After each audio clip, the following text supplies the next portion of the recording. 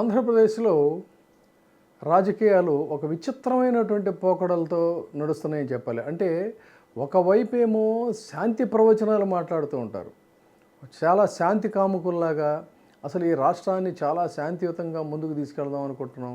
ఏ ఒక్కరి మీద కూడా అన్యాయంగా మేము కేసులు పెట్టము అని ఒకవైపు మాట్లాడుతుంటారు. తీరా చూస్తేనేమో ఏదో నాలుక మీద నేషనలిజం, పలుకుల్లో పేట్రియాటిజం, ఆచరణలో ఆపర్చునిజం ఇదే నేటి రాజకీయం అన్నట్టుగా తయారైన పరిస్థితుల్లో చేసేది ఏంటి అంటే మాటలేమో ఒకవైపు, దానికి చేతలకి మాటలకి పొంతం లేనటువంటి పరిస్థితి.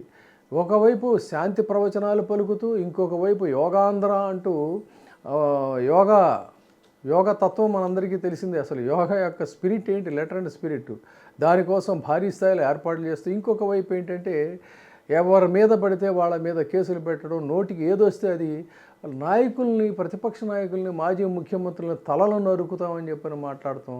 అవతల వాడేదో ఏమీ తెలియనటువంటి కార్యకర్త ఎవడో వీరావేశంతో ప్లకార్డు పట్టుకుంటే వాడి మీద కేసులు పెట్టడం.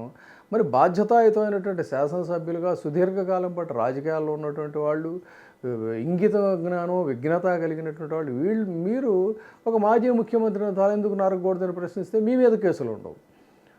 మట్టి కరిపిస్తాం లేకపోతే భూస్థాపితం చేస్తామని మీరు మాట్లాడచ్చు. సగటు కార్యకర్తలు వాళ్ళు ఏదైనా మాట్లాడితే వాళ్ళ మీద కేసులు పెడతారు. ఇది ఎక్కడ లాజిక్కో ఇదేమో తెలియదు. ఇవన్నీ ఎలా ఉంటే ఇవి చాలదన్నట్టుగా జర్నలిస్టుల మీద కూడా వాళ్ళ యొక్క సీనియారిటీ కానీ, వాళ్ళ యొక్క వ్యవహార శైలి కానీ, లేదంటే ప్రజాస్వామ్యంలో జర్నలిస్టుల యొక్క వ్యవహారం ఏంటి, వాళ్ళ విలువ ఏంటి అనేది ఎక్కడా కూడా లేకుండా అధికారం మన చేతిలో ఉంది, మంత్రదండం మన చేతిలో ఉందన్నట్టుగా కేసులు పెట్టడం. ఫలితంగా ఏం జరుగుతూ ఉంది? సుప్రీంకోర్టుతో ముట్టికాయలు తినడం. ఇప్పుడు తాజాగా హైకోర్టు కూడా అదే రకమైనది. అంటే మీరు కేసులు పెట్టేసేసి ఆస్తుల మీద దాడి చేసి విధ్వంసం చేసేసి ఏదో మొగుండు కొట్టి మొగసాలకెక్కిన అనే సామెత ఒకటి ఉంటుంది, ముతక సామెత. ఆ సామెతలాగా మళ్ళీ ఎదురు కేసులు పెడితే న్యాయస్థానాలు చూస్తూ ఊరుకుంటాయా? ఈ దేశంలో భారత ప్రజాస్వామ్యంలో అత్యున్నతమైనటువంటి ఇదేంటంటే ప్రజాస్వామ్య హక్కులని, న్యాయాన్ని కాలరాసేటువంటి వాళ్ళు ఎవరైనా ఉంటే వాళ్ళ యొక్క పీచ వణచడం కోసమనే న్యాయస్థానాలు ఉన్నాయి. ఇవాళ ఈ కూటమి ప్రభుత్వానికి మొన్నటికి మొన్న కొమ్మినేని కేసులో జరిగినటువంటి సుప్రీంకోర్టు తీర్పు కానీ, సాక్షి మీద కేసులు పెట్టినటువంటి వాటి మీద స్టే విధిస్తూ చేసినటువంటి హైకోర్టు జడ్జిమెంట్ కానీ ఇవి చూసినట్లయితే భవిష్యత్తులో ఇవి అరాచకాలు ఇలాగే మనం కొనసాగించవచ్చు, యథేచ్ఛగా సాగిపోవచ్చు, మన కత్తికి ఎదురు లేదనుకుంటే ఏం జరుగుతుంది అనేది ఇప్పుడిప్పుడే ఈ ప్రపంచం గ్రహిస్తూ ఉంది. న్యాయ వ్యవస్థకు కూడా మీ యొక్క ఈ చేష్టలు, పోకడలు అన్నీ కూడా మెల్లగా తెలుస్తున్నాయి. అందుకని ఇకపై మీ ఆటలు సాగవు. న్యాయబద్ధంగా, ధర్మబద్ధంగా పరిపాలన సాగించమని ప్రజలు మీకు కావలసినంత మెజారిటీ ఇస్తే చెలరేగిపోయి ఎంతసేపు ప్రతీకారేచ్ఛతోనే రగిలిపోతున్నారు తప్ప కనీసం ప్రత్యుపకారం చేద్దాం ఓట్లు వేసినటువంటి ఓటర్లకు అనేటువంటి కించిత్తు ఆలోచన కానీ, లేదంటే ఒక కన్సర్న్ కానీ లేకుండా పోయింది. అదేంటంటే బుకాయిస్తున్నారు. చేసిన ప్రామిసెస్ అన్నీ ఫుల్ఫిల్ చేసామని చెప్పిన బుకాయిస్తున్నారు. ఈ బుకాయింపులు, ఈ హోంకరింపులు ఇవన్నీ కూడా డెమోక్రసీలో పనిచేయవు. ఏం చేస్తారు మీరు చూడండి. ఇప్పుడు నాయకుల్ని అణిచివేయాలని చెప్పి అనుకుంటున్నారు. వాళ్ళు ఏమంటున్నారు, మేము జైళ్ళకి వెళ్తాం, అంతేనా, అంతకంటే ఇంకేమైనా చేస్తారా అని చెప్పని. సరే, జైళ్లలో అనారోగ్యం పాలు చేసి చంపేయాలని కూడా కొంతమంది ట్రై చేస్తున్నారు. అంతిమంగా ఏం జరుగుతుందనేది కూడా అది చూడొచ్చు. అంతకు తప్ప ఇదేమీ ఘనకార్యం కాదు. ఇది ఖచ్చితంగా ఘనకార్యం కాదు. అమానుషాలు, అమానవీయమైనటువంటి కార్యక్రమాలు, అన్యాయాలు, చట్టాన్ని ఇష్టారాజ్యం కింద ఎడాపెడా వాడుకోవటం, ఇవన్నీ ఏదో ఘనకార్యాలని చెప్పని అనుకుంటున్నారు. ఇది కాదు. ఇది ప్రజాస్వామ్యం యొక్క లెటర్ అండ్ స్పిరిట్ అది కాదు. పాలకుల యొక్క బాధ్యతలు కూడా అవి కాదు. అందుకని ఇప్పుడు ఏం జరిగింది, మీకు ఇంచుమించు ప్రతి కేసులో ఆ కాకాని గోవర్ధన్ రెడ్డి అనేటువంటి వ్యక్తి మీద పెట్టినటువంటి కేసుకి ఏం జరిగింది చూశారు. దీనికోసమైనా పోలీసులు ఇలాంటి కార్యక్రమాలు చేయడం కోసమైనా పోలీసు వ్యవస్థ ఉంది. ఇది వాళ్ళు కూడా ఒకసారి ఆలోచన చేసుకోవాలి. కొమ్మినేని శ్రీనివాస్ మీద కేసు పెట్టి నవ్వినందుకు కేసు. ఇంతకంటే దారుణం, దౌర్భాగ్యం, దౌష్ట్యం ఏమన్నా ఉంటుందండి? నవ్వాడని చెప్పని కేసు పెట్టారు.